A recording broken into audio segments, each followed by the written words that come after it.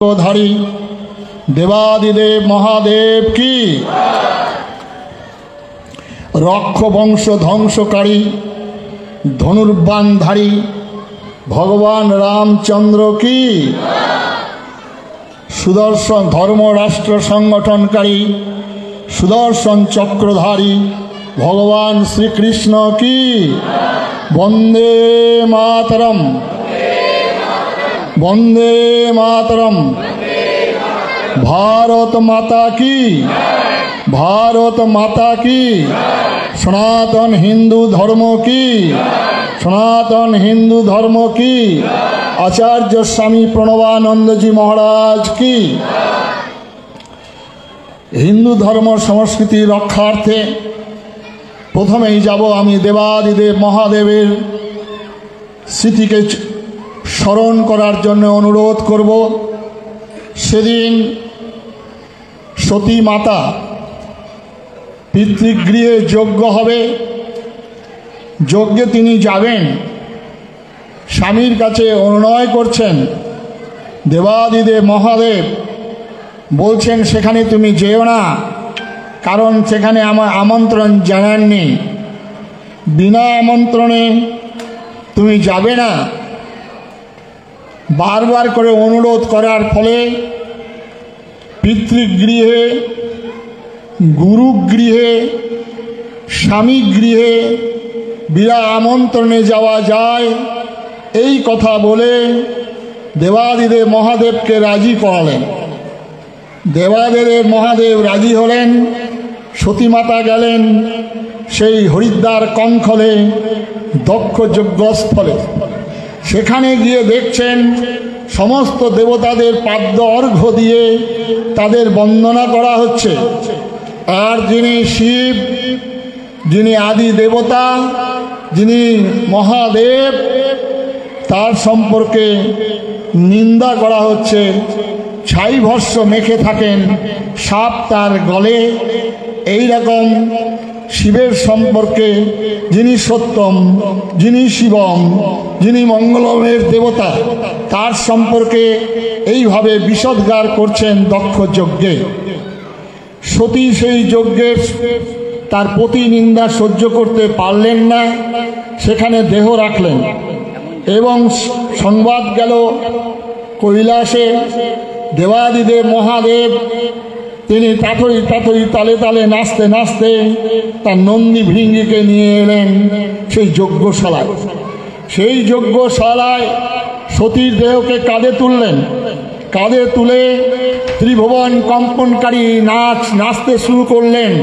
প্রলয় ধ্বংসের দেবতা এগিয়ে আসছেন। দেবাদিদেব মহাদেব সেই রুদ্র মূর্তি দেখে প্রমাদ করলেন বিষ্ণু। সুদর্শন চক্র পাঠিয়ে দিলেন পেছনে।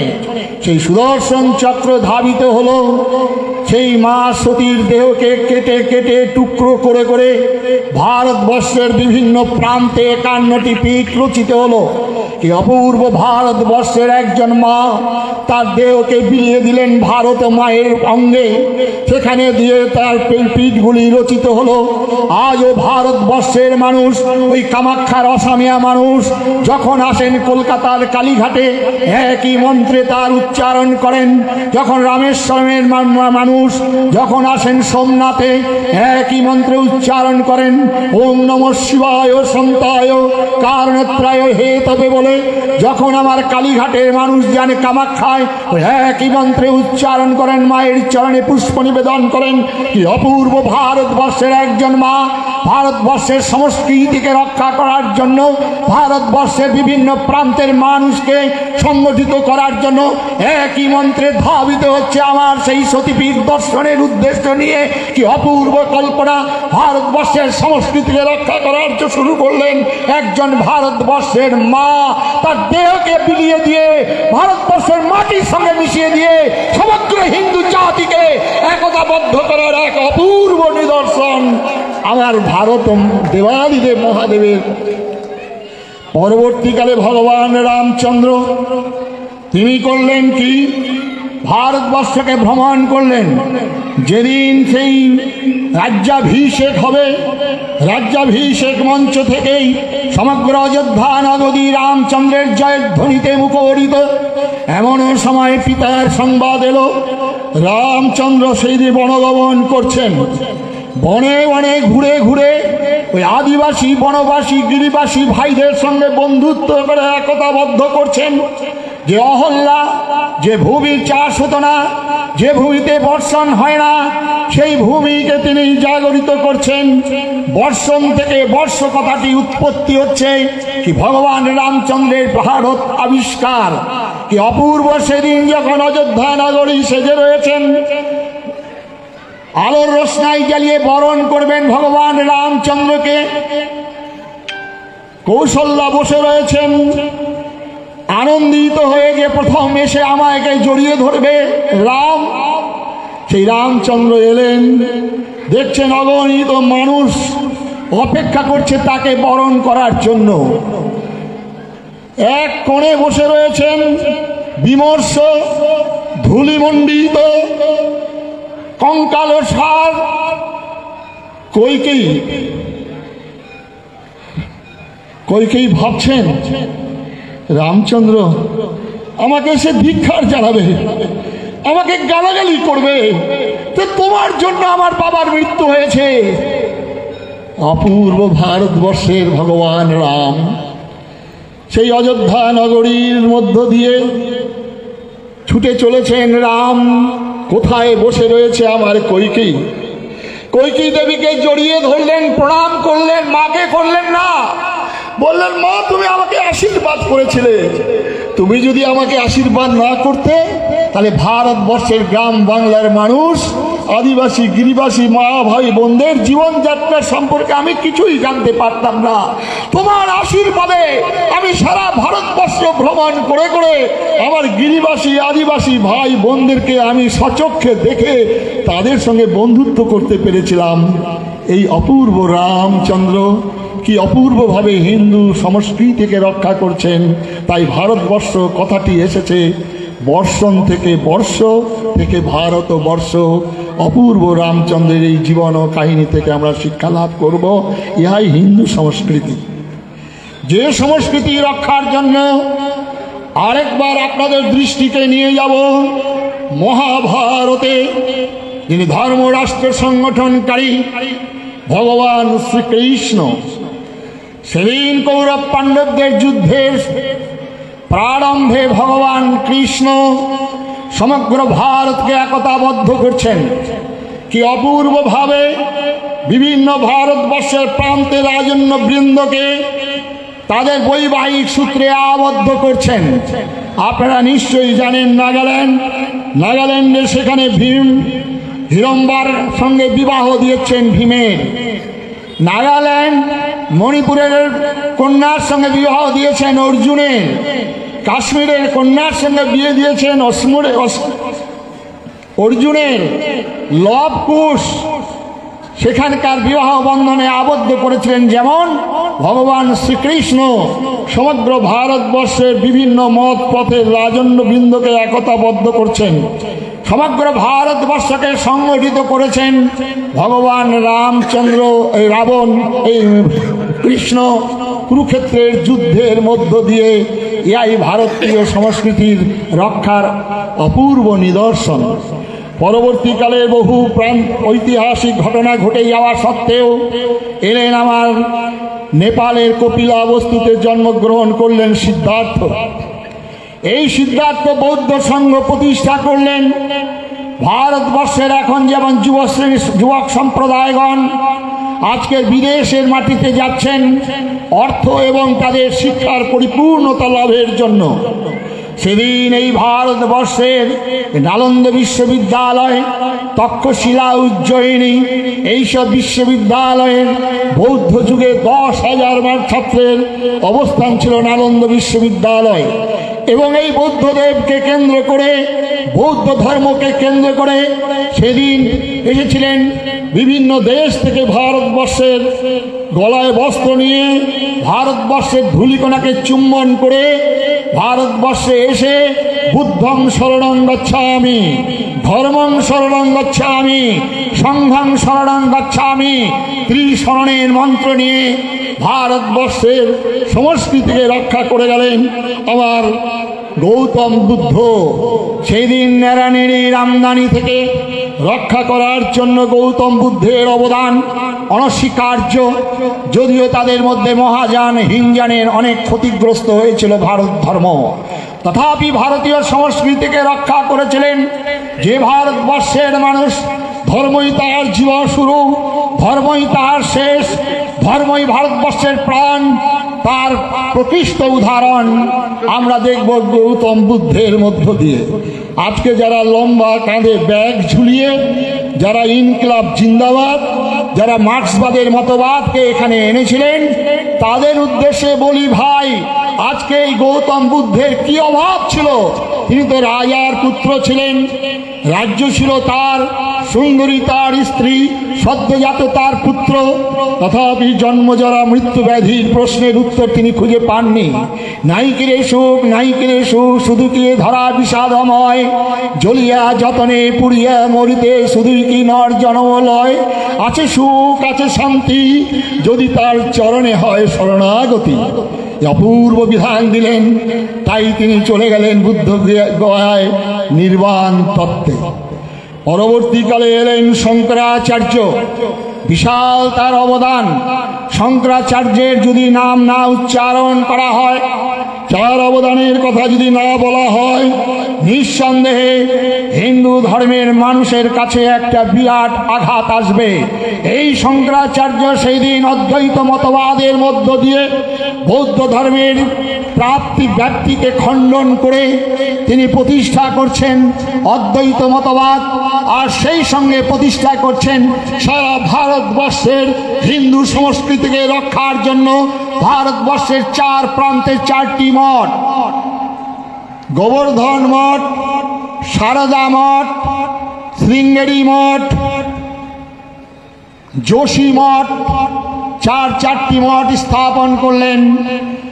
দক্ষিণ ভারতের মানুষগুলি ছুটে চলেছেন উত্তর ভারতে, একই মন্ত্র ধ্যানে জ্ঞানে সেই মন্দিরে তারা প্রণাম নিবেদন করছেন তার স্মরণীয় ইষ্ট দেবতাকে। একই ভারতের মানুষ, উত্তর ভারতের মানুষ, পোশাকে খাদ্যের বিভিন্নতা থাকা সত্ত্বেও ছুটে চলেছেন দক্ষিণ ভারতে, তাই মঠে গিয়ে প্রণাম নিবেদন করছেন। আবার পশ্চিম ভারতের মানুষ, তারা ছুটে আসছেন উত্তর ভারতে। কি অপূর্ব নিদর্শন হিন্দু সংস্কৃতি রক্ষার্থে শঙ্করাচার্যের অবদান। যে শঙ্করাচার্যের আর একটি শ্রেষ্ঠ অবদান, যে সন্ন্যাসী কুলকে আজকে দর্শন করছেন ভারতবর্ষে, যারা গিরিপুরী ভারতী, যারা বনে জঙ্গলে পাহাড়ে পর্বতে যারা কেউ ধ্যানস্থ হয়ে থাকতেন, সমস্ত সন্ন্যাসীদেরকে একই ছত্রছায়ায় এনেছিলেন 10 নামী মাধ্যম দিয়ে। এই শঙ্করাচার্য দেবাদিদেব মহাদেব শিবের অবতার, তারই উদ্দেশ্যে হাজার বার প্রণাম নিবেদন করছে সেবক। এই শঙ্করাচার্য তিনি শিবের অবতার। অদ্বৈতদা বলছিলেন যে স্বামী বিবেকানন্দ 39 বছর যাবৎ জীবিত ছিলেন। একবার কল্পনা করুন, শঙ্করাচার্য ছিলেন মাত্র 32 বছর বয়সে। এই 32 বছর বয়সেই তিনি ভারতবর্ষের প্রান্তে প্রান্তে ঘুরে ঘুরে সমগ্র হিন্দু ধর্ম, হিন্দু জাতিকে একতাবদ্ধ করার চেষ্টা করেছিলেন। এলেন 19 শতাব্দীর প্রারম্ভে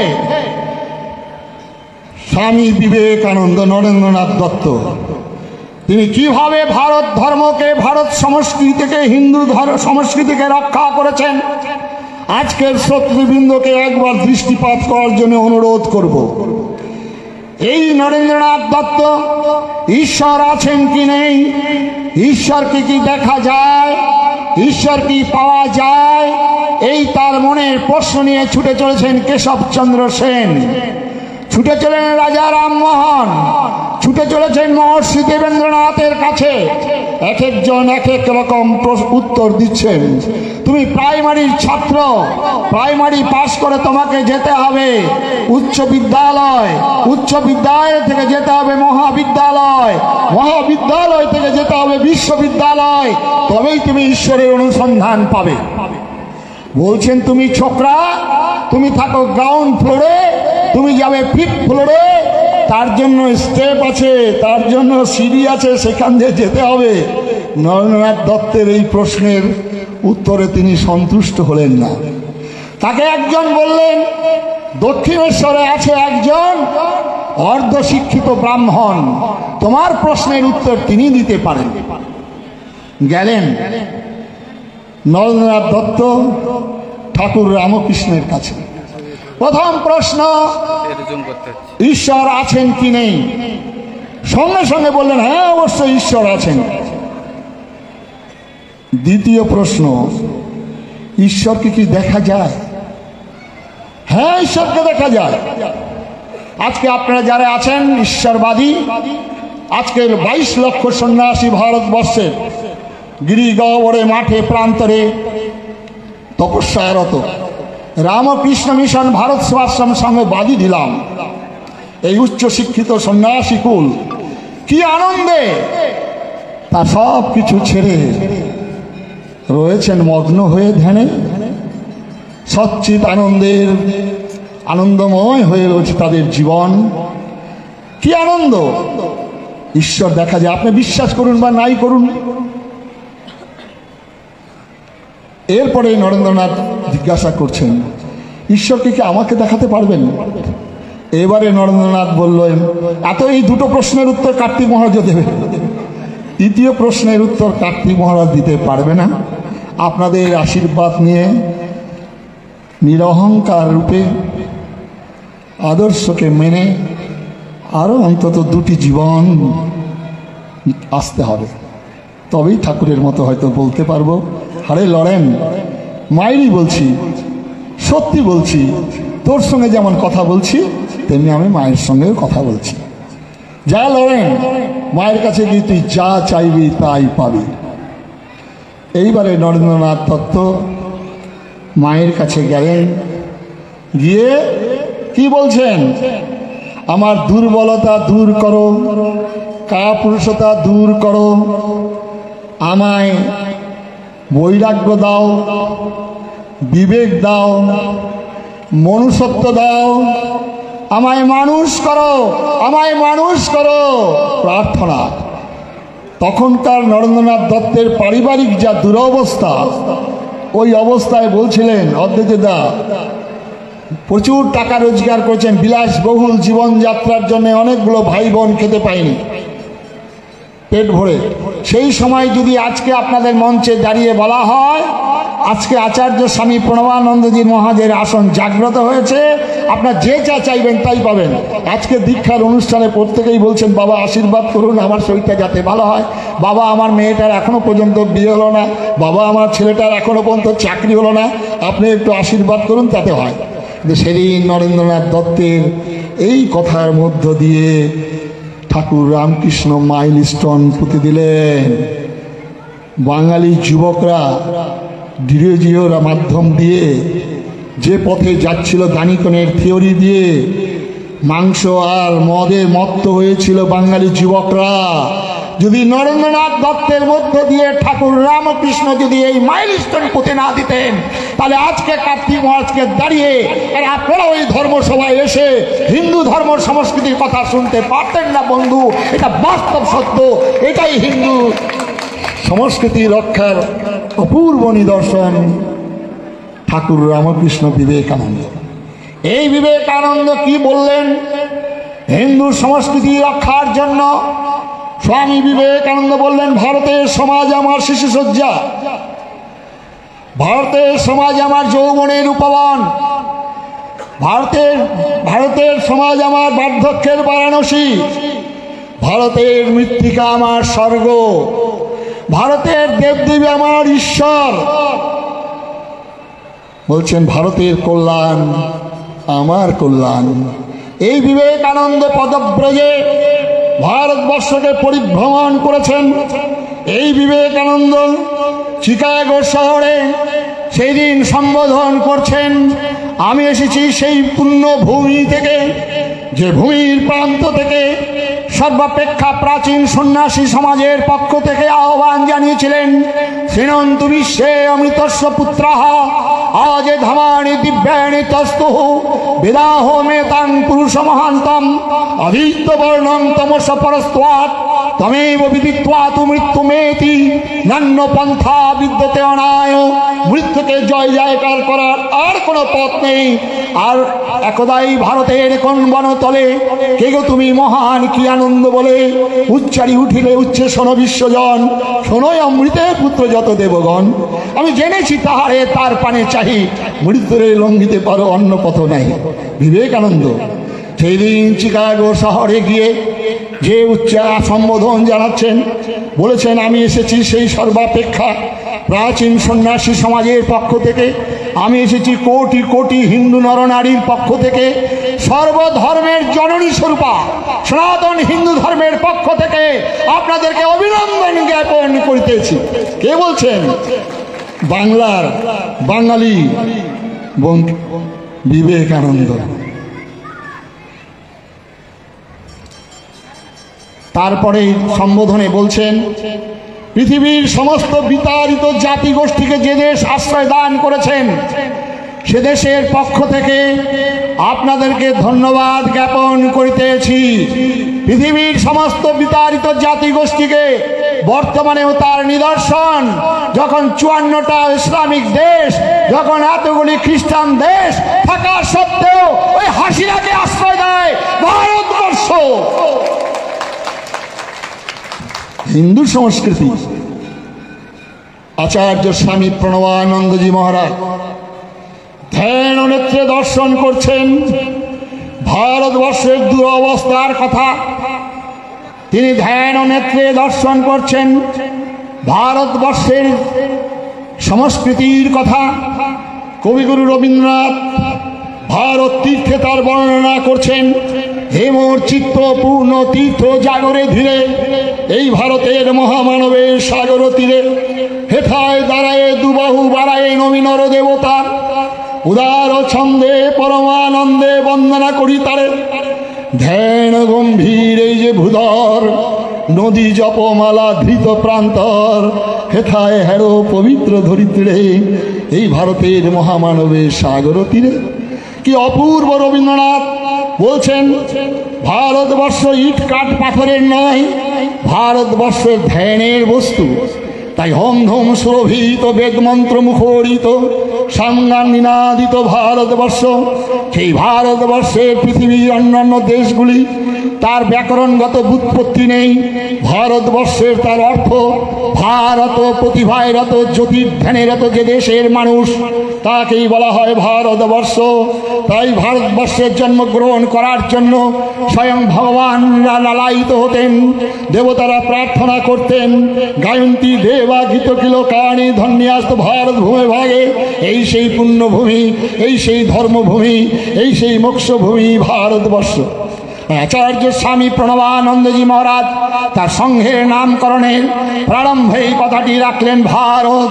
এই ভারতবর্ষের সংস্কৃতি ওই হিন্দু সংস্কৃতি, ওই সংস্কৃতিকে রক্ষা করার জন্য ভারত সেবাশ্রম সংঘ সংগঠন তৈরি করলেন, সন্ন্যাসী সংঘ। এই সংস্কৃতিকে কালচার বললে ভুল হবে, ভুল হবে। সংস্কৃতি যা অদ্বৈত দা একটু স্মরণ করিয়ে দিয়েছিলেন, সব সময় ইংরেজিতে ট্রান্সলেট করলে হয় না। India that is Bharat, India that is Hindustan, এটা বললে হবে না। তাই ধর্ম কখনো রিলিজিয়ান হয় না। তাই আমাদেরকে স্মরণ করিয়ে দিচ্ছেন ভারতবর্ষের ইতিহাসকে, স্মরণ করিয়ে দিচ্ছেন ভারতবর্ষের সংস্কৃতিকে আচার্য স্বামী প্রণবানন্দজি মহারাজ। কি সেই সংস্কৃতির উত্থানের সূত্রপাত একবার আপনাদেরকে দৃষ্টিপাত করতে বলবো। সেই গয়ার তীর্থ সংস্কারের জন্য আচার্য স্বামী প্রথমেই তিনি দেখলেন ভারতবর্ষে প্রাণ হচ্ছে ধর্ম, আর সেই ধর্মগুলি হচ্ছে তীর্থভূমি, পুণ্যভূমি। আর সেই ভূমিগুলোকে পাণ্ডাদের অত্যাচারে অত্যাচারিত হয়ে সেই তীর্থ সম্পর্কে মানুষের ভ্রান্ত ধারণা সৃষ্টি হচ্ছিল। আচার্য স্বামী প্রণবানন্দজি মহারাজ 24 সাল যখন গয়া আশ্রম প্রতিষ্ঠা করেন তখন তার বয়স মাত্র 27 বছর। আজকে বাঙালি সমাজকে আজকে আমি একবার চিন্তা করতে বলবো, পূর্ববঙ্গের একটি অখ্যাত গ্রামে তার জন্ম, যেখানে বিদ্যালয় ছিল না, যেখানে ইলেকট্রিক ছিল না, সেই রকম জায়গায় একটা বাংলাদেশের মানুষ, বাঙ্গাল তার ভাষা, তিনি প্রথম আশ্রম করছেন গয়ার বিরুদ্ধে, পান্ডাদের বিরুদ্ধে লড়াই করে একজন বাংলার আজকে 27 বছরের যুবক প্রথম তীর্থ সংস্কার করছেন গয়ার মধ্য দিয়ে। কারণ এই তীর্থ সংস্কারের মধ্য দিয়েই পরবর্তীকালের ঐতিহাসিকরা বলেছিলেন আচার্য স্বামী প্রণবানন্দজির নাম আর তিনি যদি কোনো কাজ না করতেন ইতিহাসের স্বর্ণাক্ষরে লিখিত থাকতো এই তীর্থ সংস্কারের মধ্য দিয়ে। দেখুন, চিন্তা করুন, আচার্য স্বামী প্রণবানন্দজি মহারাজ কিভাবে ভারত সংস্কৃতিকে রক্ষা করার জন্য গয়া, কাশী, পুরী, প্রয়াগ তার ওই বয়সেই 4টি আশ্রম নিজের হাতে তৈরি করছেন প্রণবানন্দজি মহারাজ। পরবর্তীকালে ধ্যান ও নেত্রে দেখলেন ভারতবর্ষের সংখ্যাগরিষ্ঠ নাগরিক হিন্দু সমাজ ওই 35 সালে ফুটবল খেলাকে কেন্দ্র করে তার মনে উদিত হলো এই ভারতবর্ষকে যদি রক্ষা করতে হয় তাহলে ভারতবর্ষের প্রাণ হচ্ছে হিন্দু। তাই তিনি হিন্দু মিলন মন্দির করলেন। ওখানেও প্রণবানন্দ সেবাশ্রম করলেন না, এখানেও তিনি প্রণব মঠ মিলন মন্দির করলেন না, এখানে করলেন হিন্দু মিলন মন্দির। হিন্দু মিলন মন্দির সম্পর্কে সেদিন অনেক রাজা পোহারা যারা অর্থ সাহায্য করেছেন তারাও বিরোধিতা করে সমালোচনা করেছিলেন। আচার্য স্বামী প্রণবানন্দজি মহারাজ বললেন এই মিলন মন্দির আমার ইট কাঠ পাথরের নয়, এই মিলন মন্দির হচ্ছে আমার হিন্দু সমাজের খণ্ড বিখণ্ড জাতিকে নিয়ে, হাড়ি, মুচি, ম্যাথর, ডোম, আজকে পাহাড়িয়া, গিরিবাসী, আদিবাসীদের নিয়ে, ব্রাহ্মণ, ক্ষত্রিয়, শূদ্র, বৈশ্যদের নিয়ে আমাদের এই মহামিলন মন্দির তৈরি হবে। এই মিলন মন্দিরে সবাই আসবেন, সব কিছু ভুলে এই মিলন মন্দির করলেন আচার্য স্বামী প্রণবানন্দজি মহারাজ। সারা ভারতবর্ষে হিন্দু মিলন মন্দিরের মাধ্যম দিয়ে সে দেওয়ার স্বপ্ন পরিকল্পনা গ্রহণ করেছিলেন, রক্ষী দল গঠন করেছিলেন আচার্য স্বামী প্রণবানন্দজি মহারাজ হিন্দু সংস্কৃতিকে রক্ষা করার জন্য। এটাকে কখনো মনে করবেন না ভারতীয় সংস্কৃতিকে ট্রান্সলেট করলে ইন্ডিয়ান কালচার হবে, ভুল কথা। তাহলে তো এগ্রিকালচার, তাহলে তো ব্ল্যাক কালচার, তাহলে তো সেরিকালচার চলে আসবে। এই কালচারের মানে আর এই সংস্কৃতির মানে এক হবে না বন্ধু। এই সংস্কৃতি হচ্ছে অন্তর্নিহিত চিন্তা, অন্তর্নিহিত ভাব দিয়ে। তাই ভারতবর্ষ স্বাধীনতা অর্জন করেছিলেন, এক একজন প্রধানমন্ত্রী হয়েছিলেন আর তারা পঞ্চবার্ষিকী পরিকল্পনা করেছেন। পঞ্চবার্ষিকী পরিকল্পনার মধ্য দিয়ে ভারতবর্ষের খাদ্যে স্বয়ংবর হয়েছে, সবুজের সমারোহ হয়েছে, ভারতবর্ষে হেভি ইলেকট্রনিক্সের আমদানি হয়েছে, ভারতবর্ষে F-16 বিমানের আনাগোনা হয়েছে, কিন্তু ভারতবর্ষের মানুষ তৈরি করার পরিকল্পনা করেনি ভারত সরকার। আর তার জন্যই বিবেকানন্দ বলছেন ম্যান মেকিং মেশিন। আর তার জন্যই আচার্য স্বামী প্রণবানন্দজি মহারাজ বলেছেন মানুষ গঠন। তাই বিবেকানন্দের সেই প্রার্থনা, আমায় মানুষ করো, আমায় মানুষ করো, আমায় মানুষ করো। হে ভারতবর্ষের মানুষকে আহ্বান জানিয়ে বিবেকানন্দ বললেন ভারতবর্ষের মানুষ যতদিন ঈশ্বর অনুসন্ধানে রত থাকবে ততদিনই ভারতবর্ষ জীবিত থাকবে। কথাটার অর্থ, ভাবার্থ, মর্মার্থ একবার অনুভব করার চেষ্টা করবেন।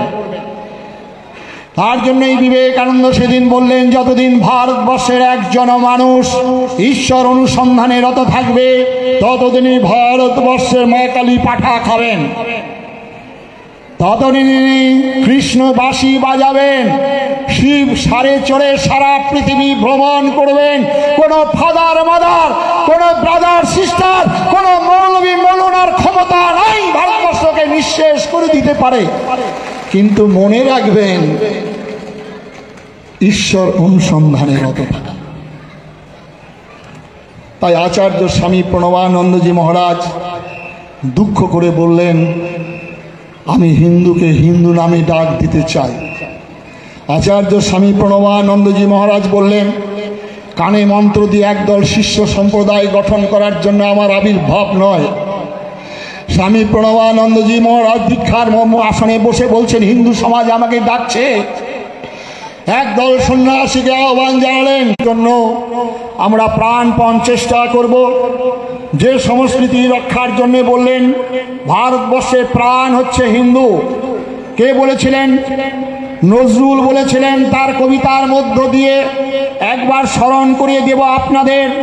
তিনি বলেছেন, একই বৃন্তে দুটি কুসুম, হিন্দু মুসলমান, মুসলমান তার নয়নের মণি, হিন্দু তার প্রাণ। ভাবার্থ মর্মার্থ একবার অনুভব করার জন্য আপনাদেরকে অনুরোধ করব। আপনারা যখন কালিয়াচক হয়, আপনারা যখন মালদার মোথাবাড়ির ঘটনা ঘটে, আপনারা যখন দেগঙ্গার ঘটনা ঘটে, আপনারা যখন ওই কাটুয়ার ঘটনা ঘটে, তখন দেওয়ালে দেওয়ালে লিখে বেড়ান ভোট ভিখারীরা এই কবিতাটি, একই বৃন্তে দুটি কুসুম। নজরুল কত বড় দূরদর্শী সম্পূর্ণ ছিলেন। এখনই আমাদের এখানে অ্যাক্সিডেন্ট হয়েছে, অ্যাক্সিডেন্টে দেখা গেল চোখ দুটো তার নষ্ট হয়ে গেছে, প্রাণ আছে তার দেহে। তাহলে আপনারা নিয়ে যাবেন চিকিৎসালয়ে, কারণ তার দেহে প্রাণ আছে। চোখ আমদানি করা যেতে পারে, চোখ আই ব্যাংকের মধ্যে পাওয়া যেতে পারে। তাহলে নয়নের মণি চলে গেলেও কোনো অসুবিধা হতে পারে না, কারণ তার দেহে প্রাণ আছে। আর যদি দেখেন চোখ দুটো ফ্যাল ফ্যাল করে তাকিয়ে রয়েছে, তার দেহে প্রাণ নেই, তাহলে আপনারা তাকে মৃত বলে ঘোষণা করে নিয়ে যাবেন শ্মশানে কিংবা কবরস্থানে। তাই কবিগুরু রবি নজরুল তিনি বলেন ভারতবর্ষের প্রাণ হচ্ছে হিন্দু। তাই স্বামী বিবেকানন্দ বললেন, I am proud call myself Hindu. তাই আচার্য স্বামী প্রণবানন্দজি মহারাজ বললেন, আমি হিন্দুকে হিন্দু নামে ডাক দিতে চাই। সনাতনী নয়, বৈদান্তিক নয়, ব্রাহ্মণ নয়, আর্য নয়, হিন্দুকে হিন্দু নামে ডাক দেওয়ার কথা আচার্য স্বামী প্রণবানন্দজি মহারাজ বলেছেন। আজকে 19বিংশ শতাব্দীর নবজাগরণে যে বাংলার উন্মাদনা, যে বাঙালি মাথা উঁচু করে দাঁড়িয়েছিল, মাথা নত করেনি, সেই তিনটি প্রতিষ্ঠান, একটা প্রতিষ্ঠান হলো ইসকন, তার প্রতিষ্ঠাতা হলো বাঙালি। রামকৃষ্ণ মিশন, তার প্রতিষ্ঠাতা বাঙালি। ভারত সেবাশ্রম সংঘের প্রতিষ্ঠাতা তিনি হলেন বাঙালি। এই বাংলার বাঙালি প্রথম বন্দে মাতরম স্বাধীনতার মুক্তি মন্ত্র রচনা করেছিলেন আমারই বাংলার বাঙালি ঋষি বঙ্কিমচন্দ্র। আজকে সেই বাংলার এই দুরবস্থাতে আজকে হৃদয়টা ফেটে চুরচুর হয়ে যায় যে বাংলা কখনো কারো কাছে মাথা নত করেনি। শিল্পে, সাহিত্যে, সঙ্গীতে বাংলা ছিলেন বিদ্যা, শিক্ষা, দীক্ষায় সর্বশ্রেষ্ঠ বাঙালি। সেই বাঙালির আজকে এই দুর্ভাগা, বাঙালির এই দুরবস্থার কারণ আজকে হৃদয় সম্রাট বলছেন, আমি ভীষণভাবে ব্যথিত।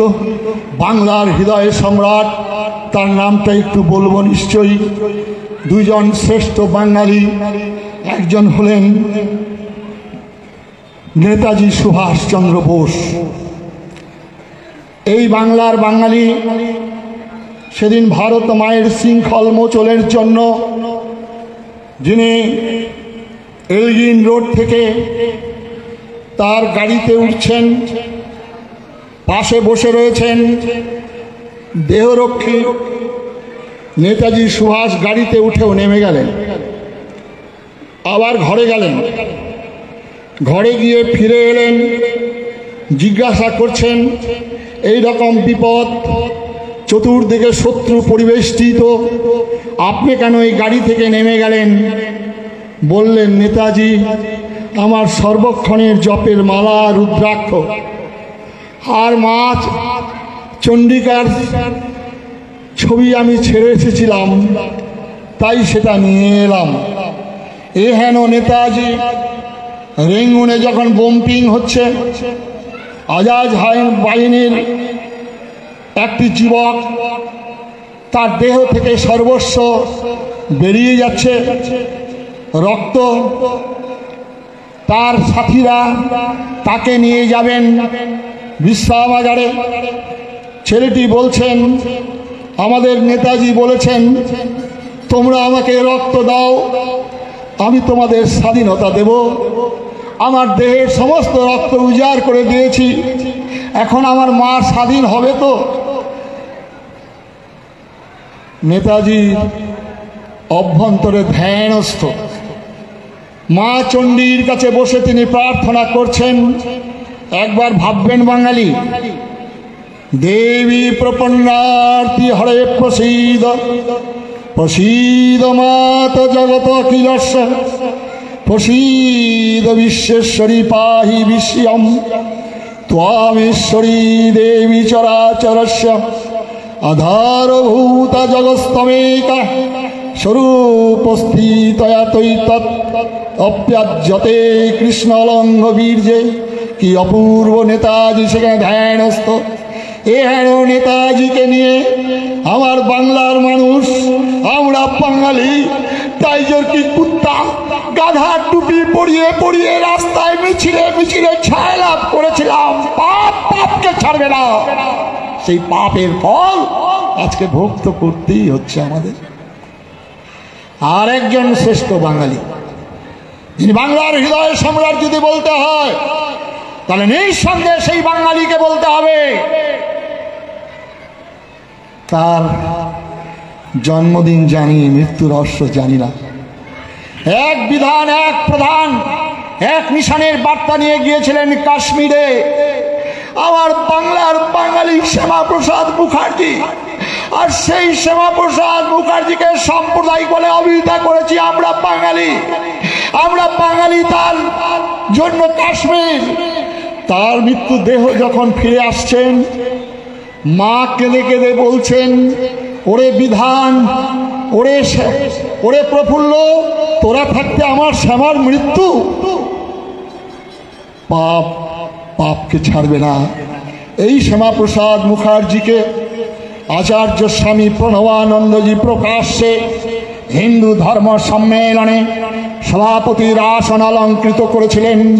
শ্যামাপ্রসাদ মুখার্জি তার নিজের গলার মালা শ্যামাপ্রসাদের গলায় দিয়ে তিনি সেদিন হিন্দু সম্মেলনে ঘোষণা করেছিলেন, আমি বাঙালি, হিন্দু জাতি, হিন্দু বাঙালির রক্ষাকর্তা, হিন্দু বাঙালির অভিভাবক রূপে দাঁড় করিয়ে দিলেন শ্যামাপ্রসাদ। পশ্চিমবঙ্গের যিনি স্রষ্টা, যার জন্যে আজকে আমরা দোল উৎসব, যার জন্যে আজকে আমরা কীর্তন, যার জন্যে আজকে আমাদের ঘাসফুল, যার জন্যে আজকে পদ্মে কিছুক্ষণ দাঁড়িয়ে দাঁড়িয়ে দেওয়ালের চারিদিকে ছবিগুলো দেখছি, চোখ দিয়ে অশ্রু বেয়ে আসছে। আমার বাংলার বাঙালি, বাংলা মায়ের দামাল সন্তানরা সেদিন কিভাবে ফাঁসি কাষ্ঠকে চুম্বন করেছিল। 16 বছর থেকে 22 বছরের যুবকরা ওই ব্রিটিশকে দেখা ভয়, ও ভয়ে কম্পিত নয় আমার হৃদয়, বুকের তাজা রক্ত ঝলকে ঝলকে ঢেলে দিচ্ছেন, ফাঁসি কাষ্ঠকে চুম্বন করছেন। আমার বাঙালির বাংলার যুবক ভাইরা যারা আজকে ইনকিলাব জিন্দাবাদ বলেন, যারা আজকে ইনকিলাব জিন্দাবাদ বলেন, তাদের উদ্দেশ্যে বলি, ভাই আমার দেশ স্বাধীন হয়েছিল বন্দে মাতরম আর শ্রীমৎ ভগবত গীতাকে বুকে আঁকড়ে ধরে। ভাই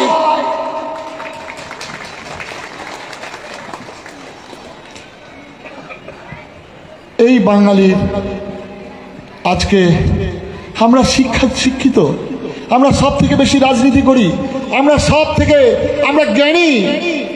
ওই গোখেলে বলেছিল, বাংলা যে আজকে ভাবে, Bengal things today, India things tomorrow, day after day things world. কোথায় চলে গেল একটা জাতি? আমরা কত বড় বিশ্বাসঘাতক, আমরা কত বড় মূর্খ যে একটা দলকে, যে দল 2 দশক যাবৎ আমাদের রাজত্ব করলো, যে দলের মধ্যমণি যিনি বললেন আমি মহাত্মা বলবো না, অনেকে আবার সেটা বিশেষণ দিয়ে দুরাত্মা বলেন, আমার সন্ন্যাসীর মুখে মানাবে না, কিন্তু আমি জাতির জনক তাকে কেন করব? আমার জাতির জনক হবেন আমার মর্যাদা পুরুষোত্তম ভগবান রামচন্দ্র, যিনি আমাদেরকে কিভাবে ঠকিয়েছিলেন। বলেছিলেন, ই coming Pakistan shall come on my dead body. আর এই জওয়াহরলাল নেহরু যিনি লাল কার্পেটের মধ্যে হেঁটে চলেছেন 47 সালের 15ই আগস্ট, চতুর্দিকে আলোর রোশনাই, চলে গেলেন লালকেল্লায় পতাকা উত্তোলন করছেন।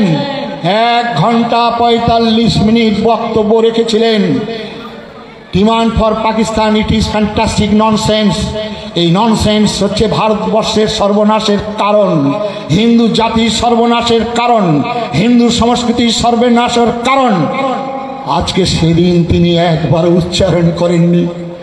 আমার পূর্ববঙ্গের হতভাগ্য মানুষগুলি যারা 14 পুরুষের ভিটামাটি ছেড়ে যারা শিয়াল কুকুরের মতো পালিয়ে আসতে হয়েছিল, তাদের কথা একবার উচ্চারণ করেননি এই জওহরলাল নেহেরু।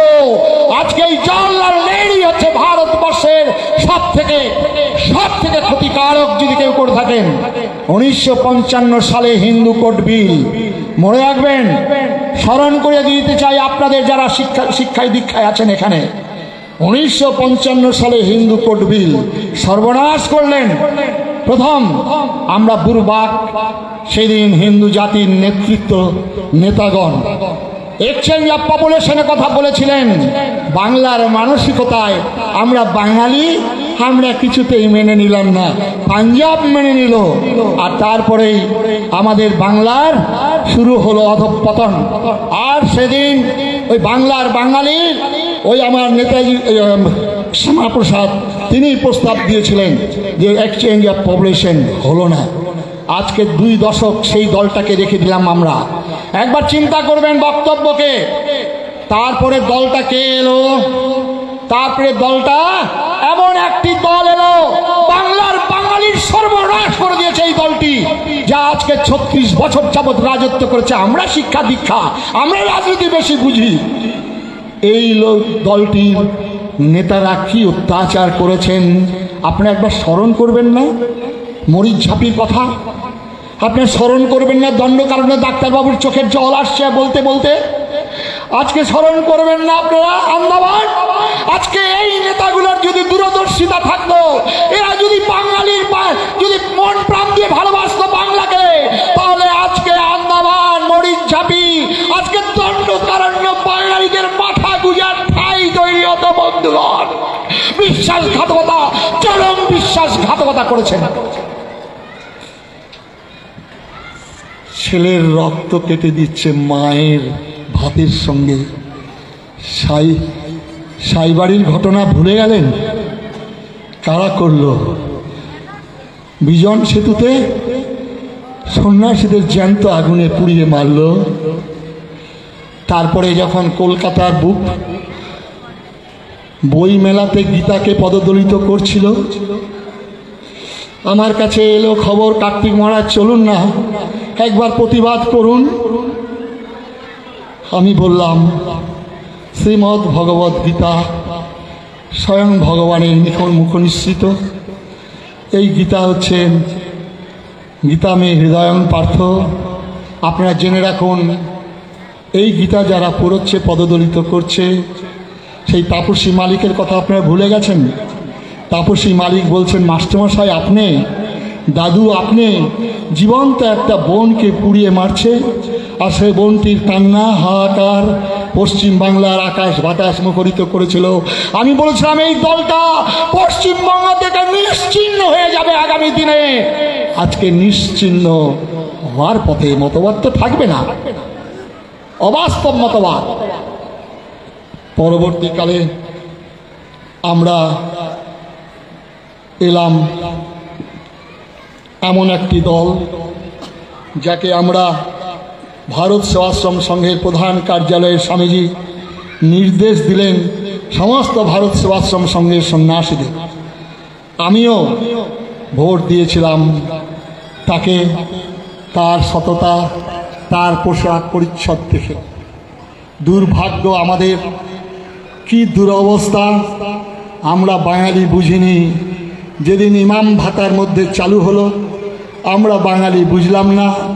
যেদিন রামকে গালাগালি দিচ্ছে জয়রাম ধ্বনি শুনে, যেদিন আকাশের রামধেনুকে রংধেনু বলছে, আমরা তবুও বাঙালি সচেতন হলাম না। যেদিন আমাদের পাঠ্যপুস্তকে ওই আম্মা চাচা ফুপা বলে লেখা হলো, সেদিনও আমরা বাঙালি বুঝলাম না। যেদিন বললেন দুধের গাই, সেদিনও আমরা বুঝলাম না। যেদিন বাংলার শিল্প সাহিত্য, সেদিন বাংলার সমস্ত কিছু জেলে, শিক্ষা দপ্তর জেলখানায়, বাংলার খাদ্য দপ্তর জেলখানায়, বাংলার শিক্ষা দপ্তর জেলখানায়, বাংলার স্বাস্থ্য দপ্তর জেলখানায়, তবুও কার্তিক মহারাজ বিরোধিতা করেনি। কিন্তু আজকে কার্তিক মহারাজ আপনাদের সামনে বিরোধিতা করছে কেন? যেদিন প্রকাশ্য সভায় হুমায়ুন কবির, যিনি বললেন আমরা 30%, 70%, 2 ঘন্টার মধ্যে গঙ্গায় ভাসিয়ে দেব ভাগীরথীতে। আমি সন্ন্যাসী চিন্তা করছিলাম কি ভয়াবহ অবস্থা আসছে বাংলার বাঙালির সামনে। তারপরে আরেকজন সংবিধানকে শপথ করে প্রকাশ্য সবাই ইসলামের দাওয়াতি দিয়ে অন্য ধর্মে যারা জন্মগ্রহণ করেছেন তারা দুর্ভাগা, তারা হতভাগা, তাদেরকে ইসলাম ধর্মের দাওয়াতি দিয়ে নিয়ে আসার জন্য আহ্বান জানাচ্ছেন।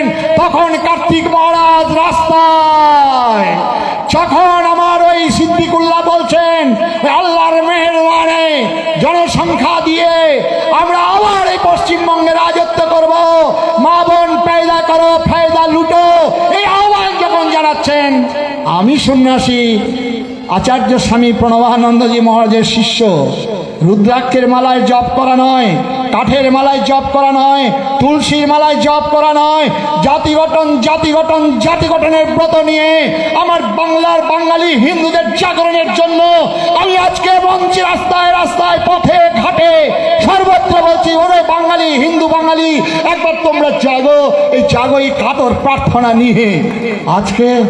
আজকে আপনারা একবার ভুলে গেলেন এই বাংলার সেদিন ওই আমার চৈতন্য মহাপ্রভু সিংহ রাশি, সিংহলগ্ন, সিংহপুরুষ কিভাবে আহ্বান জানিয়েছিলেন। বাংলার বুকে হরিনামকে বন্ধ করে দেওয়ার ফতোয়া জারি করেছিল কাজী। সেই দিন নবদ্বীপের 9টি দ্বীপ থেকে লক্ষ মানুষকে সংগঠিত করে হিন্দু ধর্ম সংস্কৃতি রক্ষার জন্য তিনি অভিযান করলেন। এবং সেই সবার আগে আমার বাংলার প্রথম বিপ্লবী চৈতন্য মহাপ্রভু মশাল নিয়ে লৌহ কপাটকে লাঠি মেরে ভেঙে দিয়ে বলছেন, একবার স্মরণ করুন বাংলার বাঙালি মানুষগুলো সেদিন বলেছিলেন, ধর কাজী, মার কাজী, আয় আয় কাট, কোথায় গেলে কাজী বেটা, আজে ভুবন করিব নির্জবন। কে বলছেন? বাংলার বাঙালি চৈতন্য মহাপ্রভু। সেদিন যখন রক্ত পড়ছে নিত্যানন্দের এই জগাই মাধায়ের কপাল থেকে, নিত্যানন্দের কপাল থেকে, সেদিন মহাপ্রভু কি স্মরণ করেছিলেন? একবার বাঙালি আপনাদেরকে স্মরণ করতে বলি, সেদিন প্রদীপ্ত উতাসনের মতো দাউ দাউ করে জ্বলে সুদর্শন চক্রের আহ্বান করছেন। কোথায় সুদর্শন, কোথায় সুদর্শন, ঘরে ঘরে রবে সুদর্শন চক্র কোথায় তবে? এই চৈতন্য মহাপ্রভুকে আপনারা ভুলে যাবেন? এই চৈতন্য মহাপ্রভুকে আজকে স্মরণ করবেন না বাঙালি, হিন্দু বাঙালি? আজকে স্মরণ করুন বিবেকানন্দ ঠাকুর রামকৃষ্ণ। এই বিবেকানন্দ যখন চিকাগো শহরে যাচ্ছেন, পাদ্রী সাহেব হিন্দু ধর্ম সম্পর্কে নিন্দা করছেন যে হিন্দু ধর্মের মহত্ব, হিন্দু ধর্মের বৈশিষ্ট্য, হিন্দু ধর্মের বিশ্বজনীন আদর্শ সাহেব ক্ষান্ত হননি, আরও নিন্দা করছিলেন। তখন বিবেকানন্দ তাকে বলছেন, হয়ে সাহেব, আমার ধর্মের উদারতা, আমার ধর্মের মহানতা, আমার ধর্মের বিশ্বজনীন আদর্শ তুমি জানো না, কেন শুধু শুধু আমার ধর্ম সম্পর্কে নিন্দা করছো? সাহেব ক্ষান্ত হননি। তাহলে তো বিবেকানন্দ বলতেই পারতেন, পাগলে কিনা বলে ছাগলে কিনা খায়। বিবেকানন্দ বলতেই পারতেন, হাতি চলে বাজার মে, কুত্তা ভুকে লাখো মে। বিবেকানন্দ তার গুরুকে স্মরণ করতে পারতেন, আমার গুরু বলেছেন যত মত তত মত। বিবেকানন্দ জামার আস্তিনটা গুটালেন, বজ্র মুষ্টি তার নাকের সামনে ধরলেন, বললেন, if you want war more you on the sea, তুমি আর একটিবার আমার জননী সরকার ধর্ম সম্পর্কে নিন্দা করো, এক ঘুষিতে তোমাকে সমুদ্রে জাত করব। এই বিবেকানন্দকে ঘরে ঘরে পূজা করুন। সাইকোলনিক হিন্দু মঙ্ক অফ ইন্ডিয়া আজকে কোথাও খুঁজে পাবেন না। বহুরূপের সম্মুখে তোমার ছাড়ি কোথা খুঁজিছ ঈশ্বর, জীবে প্রেম করে যেইজন সেইজন সেবিছে ঈশ্বর। ভুলে যান, এই বিবেকানন্দকে আজকে স্মরণ করুন। টলারেশন অনেক হয়ে গেছে, Hinduism must be aggressive but little fanatic. এই বিবেকানন্দকে আজকে ঘরে ঘরে পূজা করুন। রবীন্দ্রনাথ, তিনি তো তার কবিতাটা দিয়ে শুরু করেছিলাম, তিনি বলেছিলেন, দিবে আর নিবে, মিলাবে আর মিলিবে, যাবে না ফিরে। এই রবীন্দ্রনাথ 1905 সালে বঙ্গভঙ্গ আন্দোলন রোধ করেছিলেন। বাঙালি আপনারা সবাই জানেন, বাংলার ঘরে যত ভাই বোন এক হোক, এক হোক, বাংলার মাটি, বাংলার বাতাস, বাংলার ফল পূর্ণ হোক, পূর্ণ হোক, হে ভগবান গান গেয়েছিলেন। এই রবীন্দ্রনাথ 1905 সালের বঙ্গভঙ্গ আন্দোলন রোধ হলো। রবীন্দ্রনাথ 1906 সালে যে বীজ বপন হয়েছিল, যে বীজটি বিষবৃক্ষ রূপে তৈরি হচ্ছে, আর সেই বিষবৃক্ষে সার জলসিঞ্চন করছিলেন গান্ধীজি আর নেহরু। পরবর্তীকালে ইন্দিরাও করেছেন। ওই যে বলছিলেন সেকুলার কথাটা 1976 সাল। আজকে সেই বিষবৃক্ষ যখন প্রবল আকার ধারণ করছেন, এই রবীন্দ্রনাথ তখন কবিতা রচনা করেছেন। কবিতাটাকে একবার স্মরণ করব, বিদায় নেব। বক্তব্য আরো অনেক দীর্ঘায়িত হতো, আর করা সম্ভব নয়। আজকে আর শেষ জায়গায় এসে দাঁড়িয়েছি আমরা। এই শেষ জায়গায় দাঁড়িয়ে রবীন্দ্রনাথের সেই কবিতাটাকে স্মরণ করার জন্য বিনম্র অনুরোধ করব। নাগিনেরা চারিদিকে ফেলেছে বিষাক্ত নিঃশ্বাস, শান্তি ললিত বাণী শুনাইবে ব্যর্থ পরিহাস। ওই দানবের সাথে সংগ্রামের তরে প্রস্তুত হতে হবে ঘরে ঘরে, প্রস্তুত হতে হবে ঘরে ঘরে। সমাজদারকে লিয়া ইশারা কাফি। কি নিয়ে প্রস্তুত হবেন? কে দানব?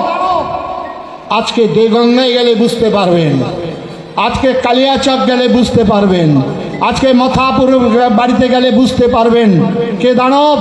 তাই আজ বন্ধুগণ, যারা জয় শ্রীরাম বলবেন, সেই সঙ্গে সঙ্গে রামচন্দ্রের আদর্শ, সেই সঙ্গে সঙ্গে রামচন্দ্রের হাতের ধনুর্বাণ প্রত্যেকের বাড়িতে বাড়িতে রাখতে হবে যদি বাঁচতে চান।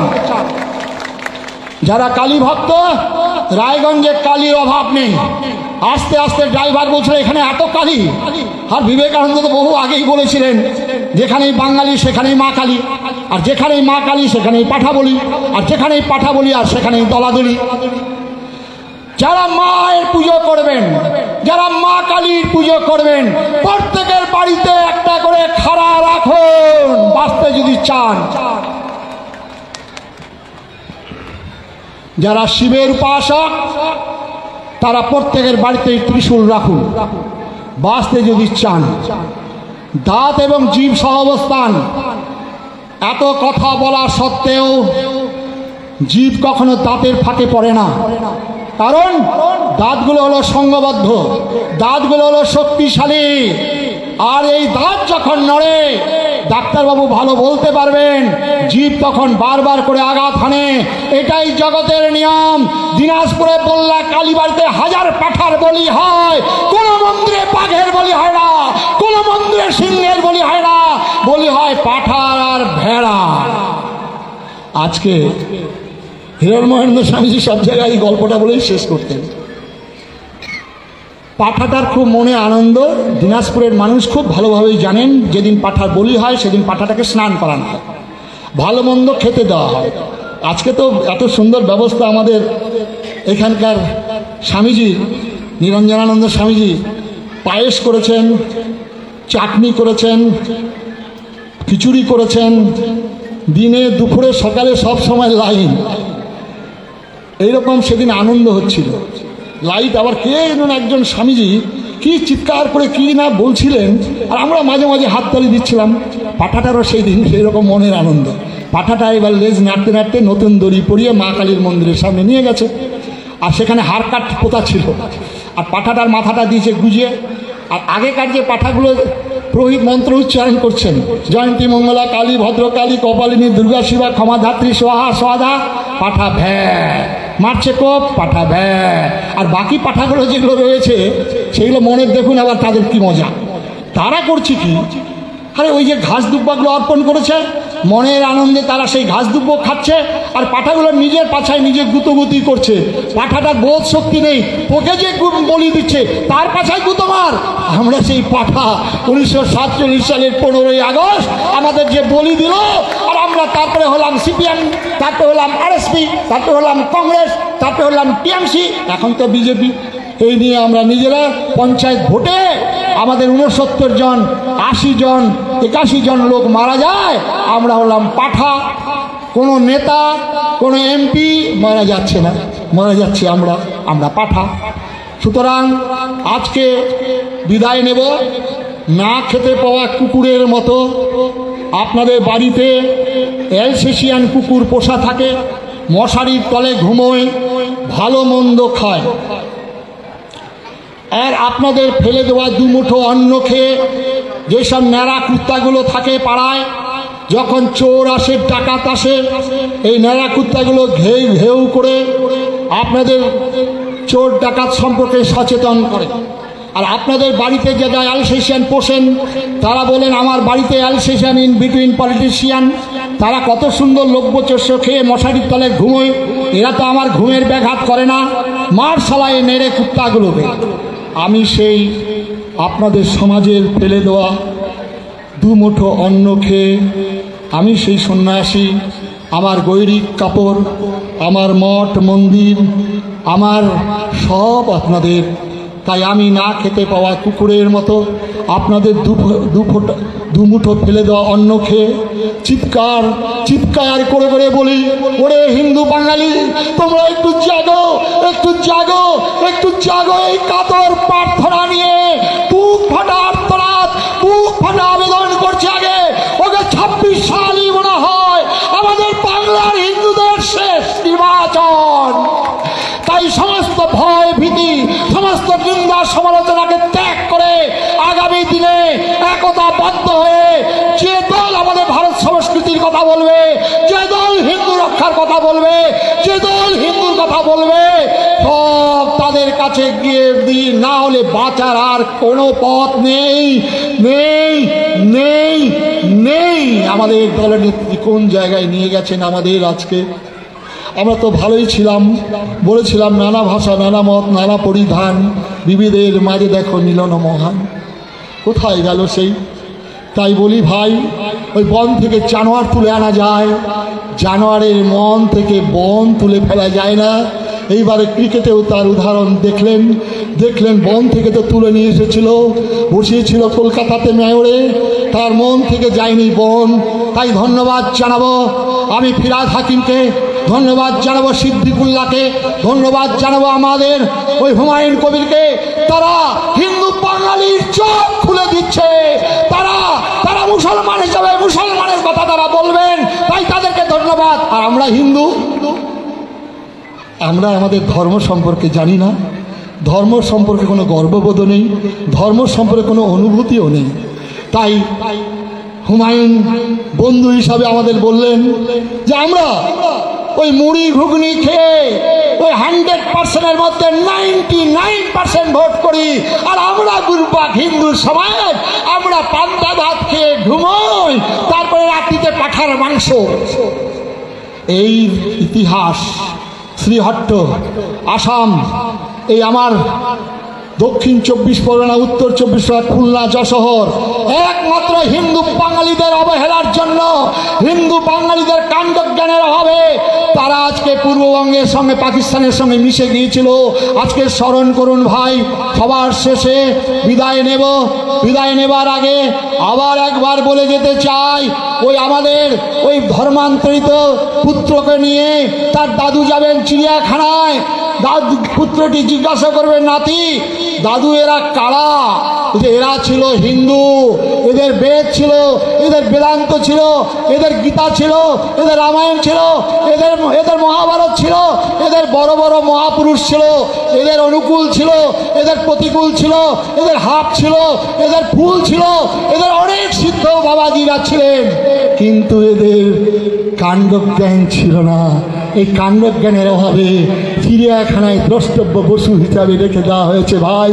তাই পশ্চিমবঙ্গের হিন্দু বাঙালিদের কাছে বিনম্র নিবেদন, আপনারা বক্তব্যকে অন্য খাতে প্রবাহিত করবেন না, সর্বনাশ ডেকে আনবেন না। আজকে আফগানিস্তান থেকে আরম্ভ করে কাবুল, কান্দাহার, ইরাক, ইরান কোথায় ছিল আমাদের হিন্দুদের এই কাণ্ডজ্ঞানের অভাবে সব ছেড়ে পালিয়ে আসতে হয়েছিল ভাই। আজকে পূর্ববঙ্গে আমার বাংলার হিন্দুদের কিডনির মম অত্যাচার, একটা সন্ন্যাসী তাকে খাদ্য ঔষধ থেকে বঞ্চিত করে, আইনের পরামর্শ থেকে তাকে বঞ্চিত করা হচ্ছে।